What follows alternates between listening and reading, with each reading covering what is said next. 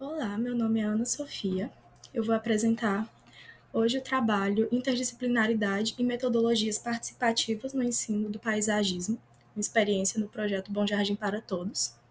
Esse projeto foi feito por mim, que sou graduanda do Instituto de Arquitetura e Urbanismo e Design da Universidade Federal de Ceará, em conjunto com a Ana Júlia, que é mestranda do Programa de Pós-Graduação em Arquitetura e Urbanismo e Design também da UFC, a Maria Gabriela, que é doutoranda no mesmo programa, e Newton Célio Becker, que é o nosso professor também na Universidade Federal de Ceará. O conteúdo que vai ser abordado vai ser, primeiro, contexto e urgência, então o problema geral, depois solução técnica e lacuna social, o desafio pedagógico, que é a nossa proposta, objetivos de trabalho, metodologia, o caminho percorrido, cronologia da disciplina, o projeto Bom Jardim para Todos, resultados, que é a oficina e o mapa dos desejos, apresentação e validação comunitária, conclusão, que são as lições aprendidas, e vamos finalizar com homenagens. Primeiramente, sobre o contexto e a urgência que vem como o problema geral da pesquisa. Então, nas cidades contemporâneas, a gente vai encontrar um contexto complexo, onde o planejamento urbano e paisagístico vai exigir novas abordagens para integrar a cidade, a paisagem e a natureza de forma sistêmica. Com a urbanização desordenada e com as mudanças climáticas, os desafios socioambientais eles vão ser intensificados, especialmente em relação ao manejo sustentável das águas urbanas. E isso vai ser ainda mais intensificado e notável em países de economia emergente, exatamente pela questão de a grande maioria deles terem uma infraestrutura insuficiente ou inadequada. Nesse cenário, as soluções tradicionais, que fundamentalmente são monofuncionais, vão ter se mostrado, aliás, têm se mostrado ineficazes para lidar com a complexidade e a interconexão dos problemas urbanos. Com base nisso, a gente trouxe a parte de solução técnica e a lacuna social que existe nessa mesma solução. Então, como resposta técnica, nós temos exatamente a implantação das soluções baseadas da natureza, que são as SBNs, e também a infraestrutura verde. O objetivo dessa implementação seria exatamente assemelhar-se aos processos naturais, promovendo serviços ecossistêmicos e findando em uma maior adaptabilidade urbana aos novos contextos climáticos. E como lacuna, acontece que a técnica que é usada nessas soluções, ela acaba não garantindo a eficácia e a justiça social. Com isso, a gente traz a necessidade da incorporação, da participação e da colaboração das comunidades para o planejamento urbanístico e paisagístico. Então, é exatamente esse conjunto entre participação comunitária e aplicação das soluções baseadas na natureza e da infraestrutura verde. Unidos a isso, no caso, nesse contexto, a gente vai trazer a questão da academia. Então, quais são os desafios pedagógicos e qual é a nossa proposta em relação a isso? A problemática central da formação profissional vem em relação ao ensino da arquitetura e do urbanismo ainda ter uma dificuldade muito grande em se desvencilhar dos métodos tradicionais de ensino, que basicamente vão priorizar a transmissão do conteúdo. Então, basicamente, passagem de conteúdo do professor para o aluno. Entretanto, o conteúdo ele deve ser construído por meio de uma interação direta com a cidade e com as suas necessidades, se tornando fundamental para o desenvolvimento da visão crítica e holística dos alunos. E, com isso, a pedagogia moderna tem precisado adotar métodos mais criativos para que o aprendizado seja estimulado e venha de forma experiencial, transformando também a sala de aula em um laboratório de experimentação onde a academia e a sociedade vão se integrar.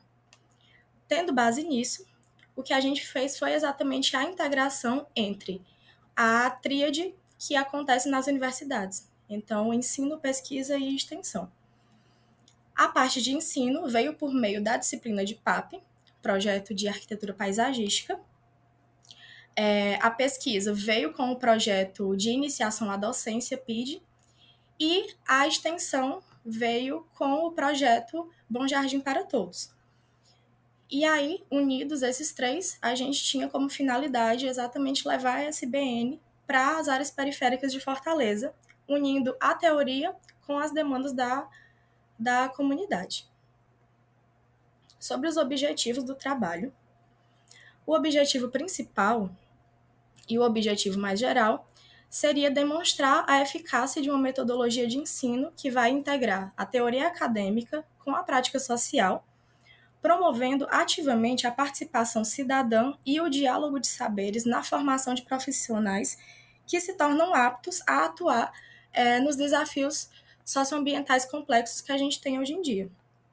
E sobre os objetivos específicos que vêm a partir disso, seria integrar o conhecimento técnico às demandas reais da sociedade, desenvolver a abordagem de planejamento participativo, que seria exatamente a questão da cocriação dos projetos urbanos, avaliar o impacto da colaboração entre academia e comunidade na formação dos estudantes e fortalecer a promoção da justiça social e da equidade.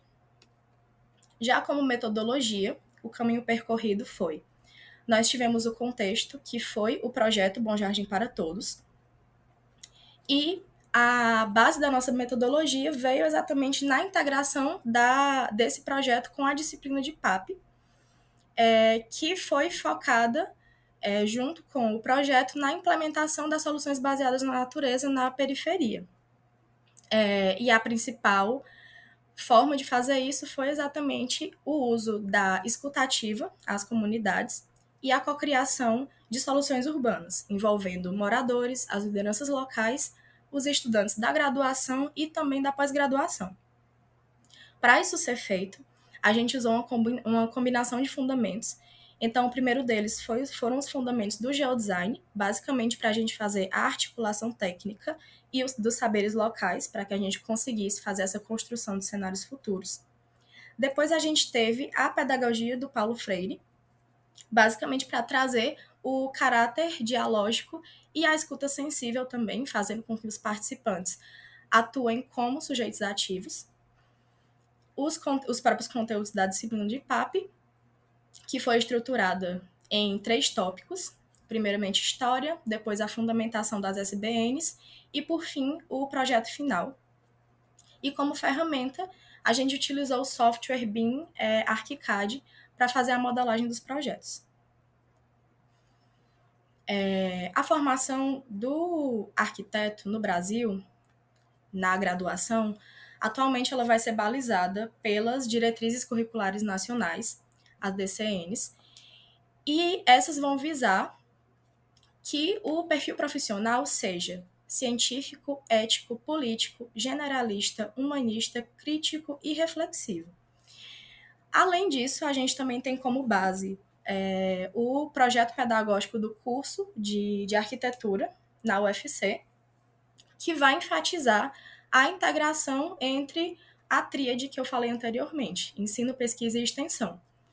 A extensão, em particular, vai atuar como um elo crucial que vai fazer com que os conhecimentos universitários sejam aplicados numa atuação social e, nesse contexto, vai acontecer o desenvolvimento do projeto de arquitetura paisagística, que vai ser a disciplina do semestre, e ela vai vir funcionando como um laboratório de experimentação, e nele os alunos vão basicamente desenvolver o pensamento crítico e projetual em relação à paisagem. E aí, sua importância vem, no caso, em unir teoria e prática profissional e a integração desses projetos com as demandas reais da comunidade. Aí, eu coloquei aqui uma cronologia da disciplina. Então, basicamente, a gente teve a fase de teoria e a fase de prática. Na fase de teoria, Na unidade 1, tivemos os conceitos e teorias, então os conteúdos basicamente foram arquitetura paisagística e o arquiteto da paisagem, espaço livre, que seriam sobre os sistemas de espaços livres e a infraestrutura verde. Também falamos sobre água na paisagem e no paisagismo, os cálculos de biorretenção e também a parte de vegetação, como identidade, infraestrutura, sistema e elementos naturais na arquitetura. Além disso, a gente teve a visita ao local de intervenção. Os trabalhos nessa primeira fase foi um trabalho sobre história do paisagismo, sobre críticas e sobre projetos brasileiros no contexto atual. E, basicamente, o formato de entrega foi em seminário e apresentação de slides. Na segunda parte, a gente teve a parte prática, que seria da unidade 2, em que a gente vai trazer os conceitos, a execução do plano de massas e do estudo preliminar. Essa etapa, basicamente, vai ser feita em ateliês, então, em sala de aula, com a ajuda tanto dos monitores quanto do professor, e vai ser finalizado com a entrega do projeto final. Além disso, vão ter também inclusos nesse projeto final o cálculo de biorretenção, a parte do conceito, da narrativa e o master plan. E o formato de entrega vai ser também o formato de banner digital e o uso também de renderizadores para a visualização 3D. Aqui a gente pode ver uma foto de quando ocorreu a visita de campo. Então, a turma inteira foi e teve esse contato direto com a comunidade, com as suas demandas e com as mobilizadoras. E aqui a gente tem as imagens da área de intervenção do projeto Bom Jardim para Todos. O projeto de ensino e extensão, ele ocorreu no Grande Bom Jardim, que é uma área da periferia de Fortaleza, e esse local ele foi marcado por uma forte mobilização sociocultural e política. É uma região que ela enfrentou uma ocupação muito intensa e também desordenada no início dos anos 90, e isso acabou resultando em uma carência de infraestrutura, uma precariedade de serviços básicos e também a intensificação de violência, devido à ausência de assistência do poder público e também à questão do crescimento populacional desordenado. Em resposta a isso, os movimentos sociais eles surgiram e permaneceram ativos na defesa dos direitos básicos dos moradores, e o projeto Bom Jardim para Todos ele vai visar especificamente levar a SBN para essas áreas periféricas, focando na requalificação urbana de 2 vias e de um canal, como foi mostrado nas fotos anteriores. E nesse contexto, ele vai ser utilizado para os alunos da disciplina de PAP desenvolverem seus projetos paisagísticos, contextualizando a disciplina e fazendo com que a visita fez com que eles conhecessem tanto o território quanto as demandas da população. Um pouco sobre os resultados que a gente teve. Foram extremamente positivos. Os resultados principais, eles vieram em relação ao êxito, né, na conexão entre academia e sociedade. Então, essa questão do aprendizado prático foi bem sucedida. Além disso, a gente teve a questão das oficinas comunitárias. Então, como resultado, a gente também teve o desenvolvimento do mapa dos desejos, que veio com o uso da cartografia social. Depois disso, a gente teve a convergência. Então, essa etapa de convergência foi basicamente a sistematização de todos os dados que foram trazidos da comunidade. Os alunos fizeram essa sistematização e, com isso, fizeram as diretrizes do projeto, e aí, com base nelas, fizeram a execução do projeto, e, por fim, o empoderamento da comunidade. Então, basicamente, esses projetos eles voltaram para a comunidade e acabaram servindo como apoio técnico para eles terem esse apoio para irem atrás dos seus direitos. Então, fizeram com que os moradores eles se tornassem esses coautores legítimos dos projetos. Aí, o fechamento do ciclo veio na apresentação e na validação comunitária.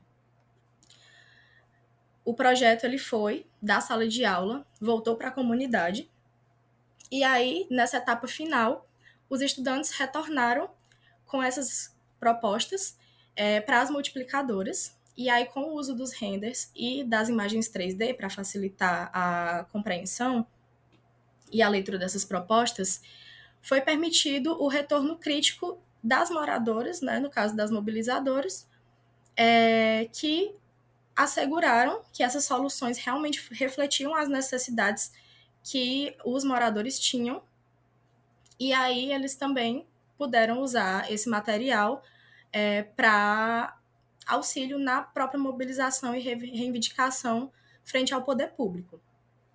Então, a gente teve a questão do impacto local e também dessa questão de ação política. Aqui a gente pode ver uma foto do momento em que aconteceu essa devolutiva, né, dos projetos para as multiplicadoras. E a conclusão. Como conclusão, a gente teve que o diálogo universidade e comunidade é uma estratégia que, além de eficaz, é necessária e que seu impacto vem pelo aprofundamento do aprendizado e da promoção da justiça social. E algumas das lições aprendidas foram: primeira, que a formação dos cientistas tem que ser completa, então tem que ser integrada também com a questão da responsabilidade social. A segunda é que a aplicação das SBNs, além de uma questão técnica, é muito mais uma questão social em relação à confiança mútua, tanto dos técnicos paisagistas que estão levando a solução, quanto da população que enxerga essa solução como algo que está atendendo às suas necessidades. E também que o próprio arranjo das SBNs precisa vir a partir de um projeto. Então, ela tem que ser essa tradução dos desejos de uma população que vai ser atendida. E, por fim, a gente traz também uma homenagem ao paisagista e professor Kong Jiang-yu. Recentemente, ele, infelizmente, faleceu, mas os conhecimentos dele serviram e vão servir de base para inúmeras outras pesquisas, inclusive a nossa. Então, a gente trouxe uma frase dele, que é: conhecimento só tem poder quando discutido com pessoas que o têm. Uma boa ideia, sem ser apoiada pelos que decidem, não será colocada em prática.